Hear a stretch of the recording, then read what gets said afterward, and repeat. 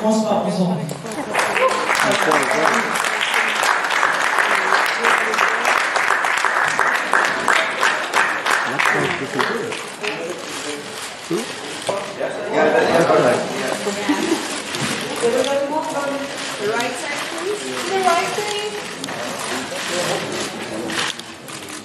Right side, please. Right side.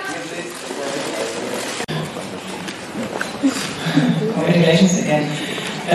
You were just on stage in the Berlinale Palast, and you said something about the Catholic Church and the film. Maybe you can say it again.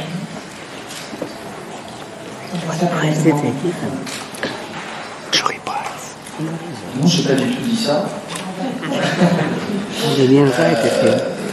Non, j'ai dit que c'est un film qui essaye de briser le silence sur un problème qui existe dans beaucoup d'institutions, et notamment dans l'Église catholique, puisque mon film parle d'une histoire précise, un fait divers qui s'est passé en France, à Lyon.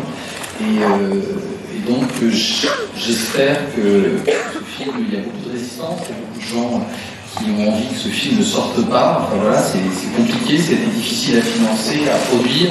Maintenant, c'est un film, on sent qu'il y a du mal, il y a beaucoup de difficultés pour qu'il sorte et qu'il soit vu. Donc, c'est un combat, et c'est un combat pour essayer de briser une omerta qui existe depuis très longtemps.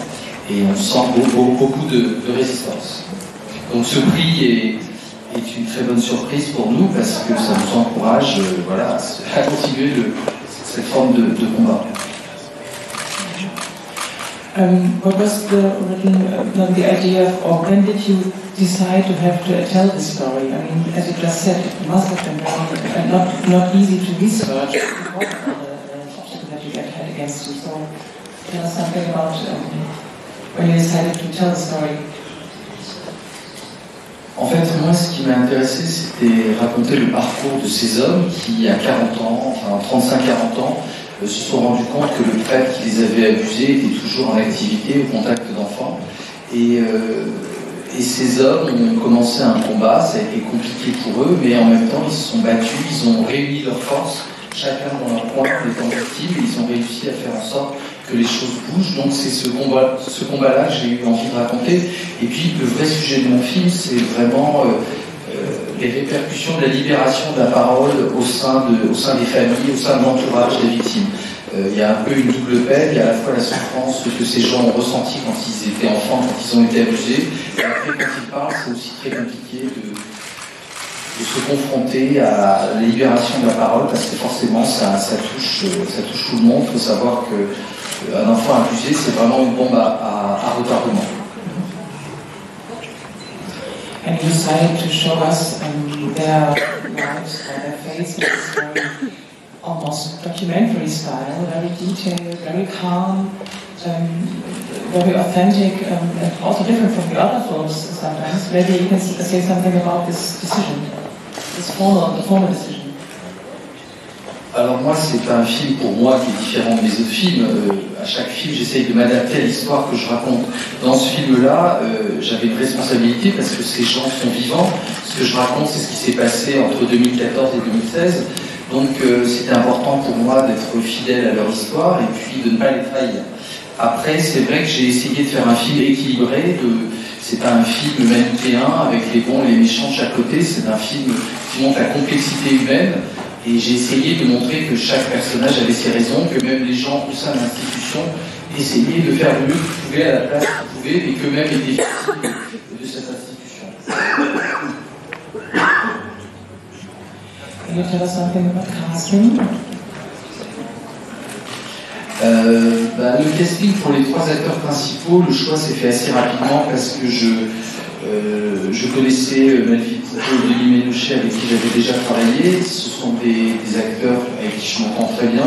Je savais que chacun pouvait avoir des points communs avec les personnes réelles. Melville est quelqu'un qui a la foi, qui se pose beaucoup de questions sur la religion. Donc je pensais que le personnage d'Alexandre pouvait vraiment être parfait pour lui. Pour Denis Ménochet, son côté un peu truc de décoffrage, mettre les pieds dans le plat, ça fonctionnait aussi très bien. Soit Darnaud, je ne le connaissais pas, mais je l'avais vu dans un film français qui s'appelle Paysan, où je l'avais trouvé extrêmement émouvant. Donc voilà, le casting s'est fait. Alors après, c'était un casting très particulier parce que pour la première fois, j'avais un mur avec des vrais visages de gens qui existent. Et donc toute la difficulté, ça a été est-ce que je prends des gens qui ressemblent ou plutôt des gens où c'est plus un truc de sensation. Enfin voilà, donc c'était un casting qui a été assez long, mais qui était très important à faire et trouver la bonne personne pour chaque rôle parce que c'est un film choral où il y a beaucoup de personnages. That's a question on the left. Real from Russia. First of all, I would like to thank you for your film because I think the theme is very important. There was something similar happened to me when I was a child, and I was talking with somebody about it. And I think the film is very important because I don't even think that we can in Russia discuss such problems not only in government level or churches, but inside the families. It's kind of open with our parents or with our brothers, like in the film, or wives. And I do think that your film shows the importance of, and the way it can be discussed between the family members. And so, thank you for this film. The question is, how do you feel after you understand after presenting this film, after getting this award, that you really did work a bit better, you know? And the second question is, so far it's the most valuable reward for you, as I understand. How do you feel about that from this perspective? Thank you. Pour nous, ce prix est très important parce que voilà, le film normalement doit sortir en France mercredi prochain. Il y a beaucoup de gens qui s'opposent à la sortie de ce film et donc voilà, avoir un prix à Berlin, ça a forcément une importance très grande. Après, moi, j'ai pas essayé, je dirais, de faire un film politique, mais un film citoyen, un film qui pose des questions. J'ai pas les solutions sur ce qu'il faut faire au sein des églises et au sein des institutions, mais je pense qu'il est important de se poser ces questions, surtout aujourd'hui où il y a un mouvement général de libération de la parole. Donc le film participe à ce qui se passe aujourd'hui dans la société, où on sent que sur beaucoup de sujets, que ce soit les violences faites contre les femmes ou sur la pédophilie, la parole s'ouvre et les gens veulent que les choses changent. Donc c'est quelque chose qui vient de la base et ce film s'inscrit dans ce mouvement. Bonjour, vous dites que le film est difficile à sortir. C'est quoi la situation aujourd'hui? Alors la situation, c'est qu'il y a le prêtre, l'avocat du prêtre qui demande le report de la sortie du film après son procès. Et le problème, c'est qu'il n'y a toujours pas de date pour son procès. Ça risque d'être fin 2019 ou 2020, ce qui voudrait dire que le film ne sorte pas. Donc c'est une forme de censure en fait.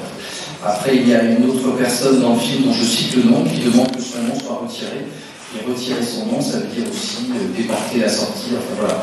Donc il y a des actions judiciaires de gens de l'Église pour que ce film ne puisse pas sortir, alors que tout ce que je raconte du point de vue des faits a déjà été publié dans la presse française, que ce soit dans des journaux, dans des livres, ou même dans des reportages. Donc il n'y a pas de nouveauté pour les Français qui connaissent l'histoire. Et puis le sujet de mon film, ce ne sont pas eux, c'est le point de départ, c'est le fait divers.